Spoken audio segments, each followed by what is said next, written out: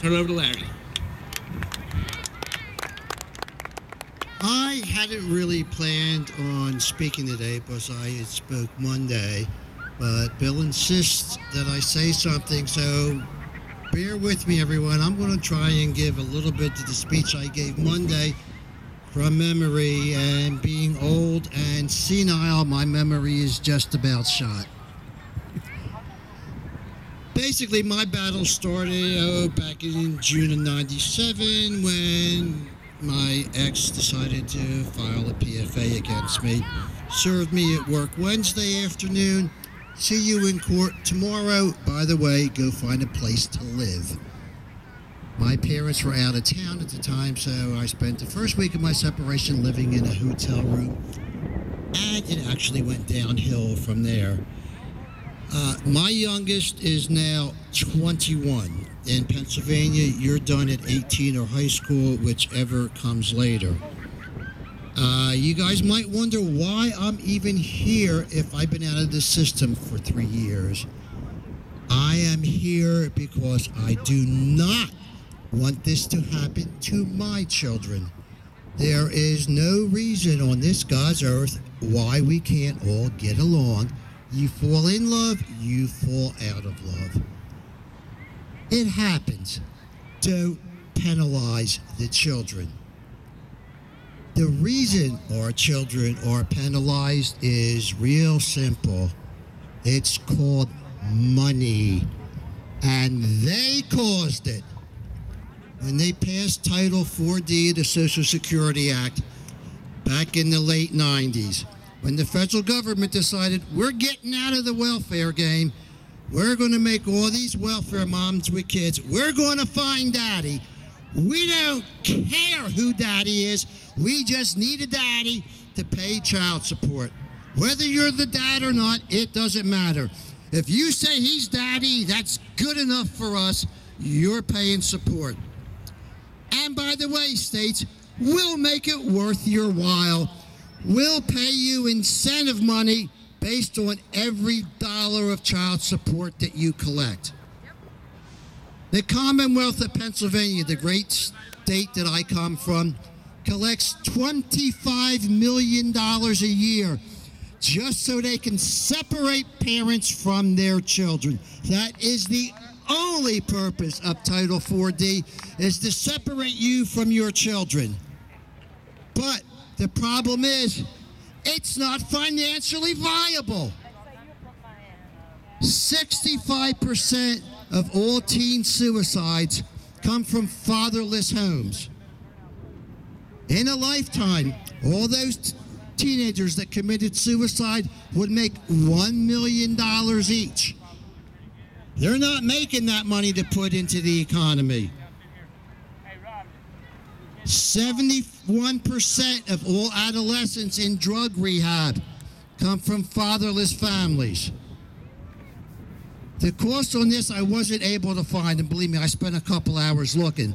The best I can tell you is, a friend of mine went through rehab a couple years ago, and thank God it worked. 30 days in rehab cost him $117,000. Let's give the kids back their fathers. It's a whole lot cheaper. 85% of all convicted felons in our prisons come from fatherless homes. In Pennsylvania, we have 45,000 prisoners. In our state prison system, it costs $40,000 a year to keep these people in prison.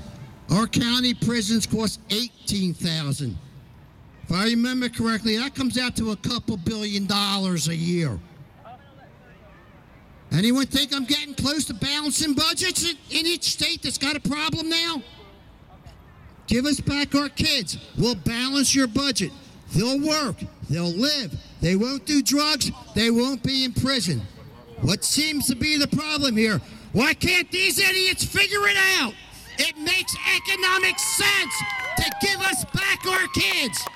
We don't need any more tax increases. We don't need a stimulus plan that we're going to saddle our kids to pay for. Our kids need parents in their lives. That makes economic sense. That's your stimulus package. Give me back my kids. Let me be a father. I have lost both of my children to parental alienation. My daughter twice. The second time, I had the unmitigated gall to show up at my ex-mother-in-law's funeral because I actually loved my mother-in-law. I know this sounds nuts, but I love my mother-in-law, and I knew it was my duty to honor her death because she hated it every time me and my ex fought. She go, you guys got to make up. You're not leaving here till you make up. I showed up there, and it was a graveside ceremony. My ex was trying to have me evicted from the cemetery. My daughter was running up to me hysterically telling me I wasn't wanted there. A month before that, I was down in Baltimore to visit her and her boyfriend.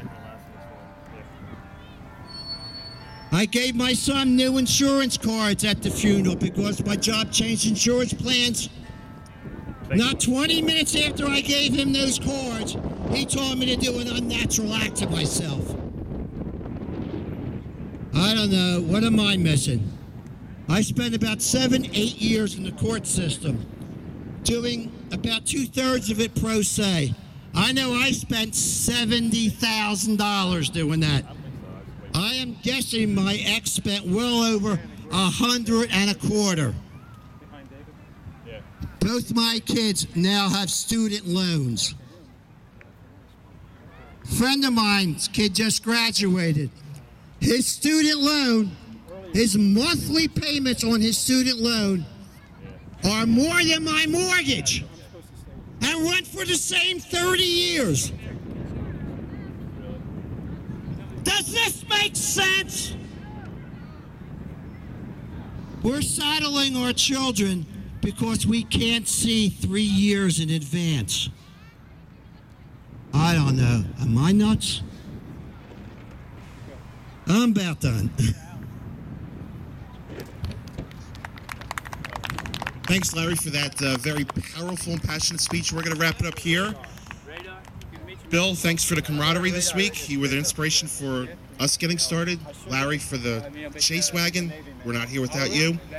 But finally, thank you, Jim, for your hospitality, for yesterday, for helping us out, meeting a few people. Just like I said yesterday, watching you, how you conducted yourself, how to meet people of influential power. That was really a positive experience for me.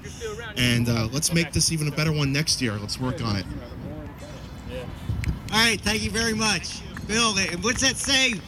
FreeTheChildrenCoalition.com, July 13th through 17th, 2009, Philly, Lancaster, Gettysburg, a very significant, a major battle of the Civil War, and we picked Gettysburg because of that significance, and you picked Philadelphia because that's where our capital was, and this is a symbolic journey.